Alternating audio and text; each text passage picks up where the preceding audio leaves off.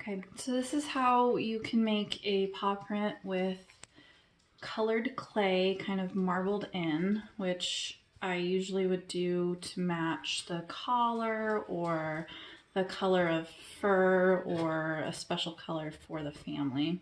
So you need your base clay to be fairly soft when to start, and you want to make, we call it making our snake. For all my Slytherins out there, make a snake. And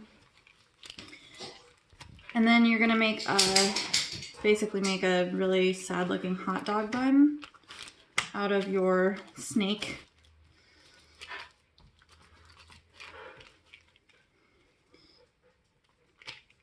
Because this kind of rut is where your color is gonna go into.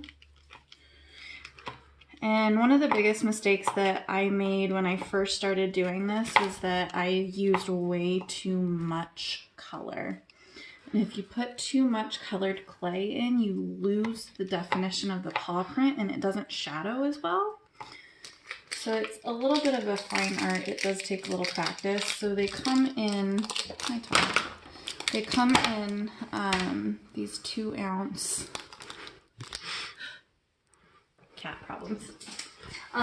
They come in these little 2-ounce blocks, and honestly these last for a lot of patients to make out of, and they come in like multi-packs and stuff like that. So this first one that I made over here, that pinch that you can see that I took out of the corner, that's about how much I used, really, not very much at all. And it's fairly dry, fairly hard when you first get it. So you want to be fairly liberal with softening your colored clay too, because if you put it in too hard, then it's not going to marble as smoothly. So then you just soften it the same way that you do your base salty clay. Asha! And then you make your second little snake.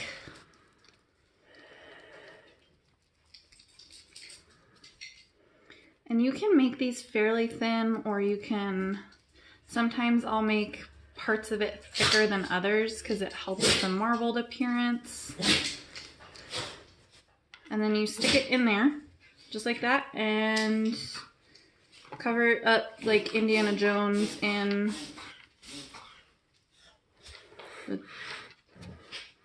my dog is having a reverse sneezing fit in the background. It's awesome.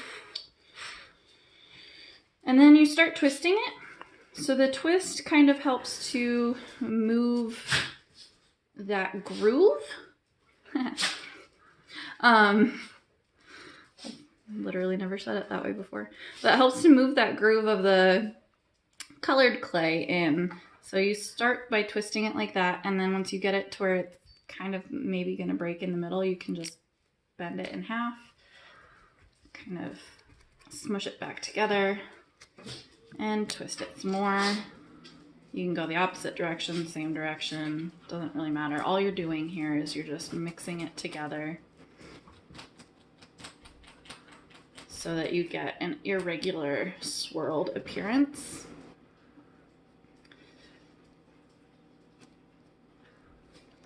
And then some people like to do what I call kneading the bread dough,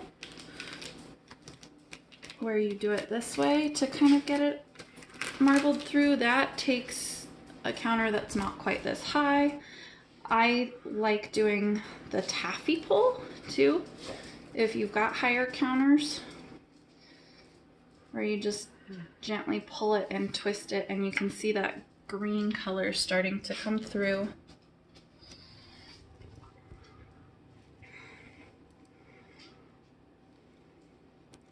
And then once you see kind of the amount of color that you are happy with as the artiste, so to say,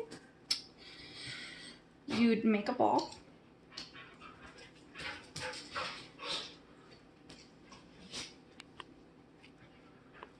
And then you can kind of judge how it's gonna look once it flattens out. So it's like, I really like how that swirling looks. So I'm gonna put that part up towards the top, and I'm gonna smooth in some of these cracks and creases. Because what I'm gonna do is I'm gonna take my other Ziploc bag and I'm gonna put that over top. And then I take, usually I use clipboards at work, but I'm at home right now, so it's a cutting board. And then if you step on it,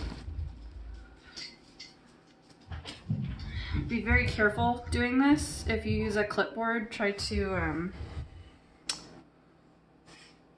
clip the Ziploc bag or laminated paper sheet or whatever it is that you're going to use to put between your clipboard and your clay so that it'll come apart, so that you don't, because see how it's slipping? That is going to be an OSHA hazard. They're not going to be happy about that. But if you just step on it very gently, you can also check it to make sure, like if I take my foot off of it, it stayed level.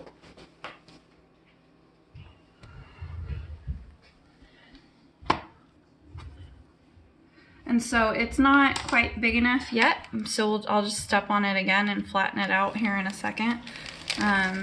But if you get cracks like this, you can just gently put them back where they go. And then to make it a more uniform appearance, if you just roll it a few times after you smooth it out, it's going to wind up looking much like that one. So I know I had showed a couple of you guys my paw prints of my Terra that I did this with purple clay, and this is how you get that kind of appearance. And it's pretty easy to do. It takes a little bit of extra time. You do have to make sure that you have good paw print making skills, because if you need to remold your clay and make a new paw print, your marbling will eventually start to really mold together.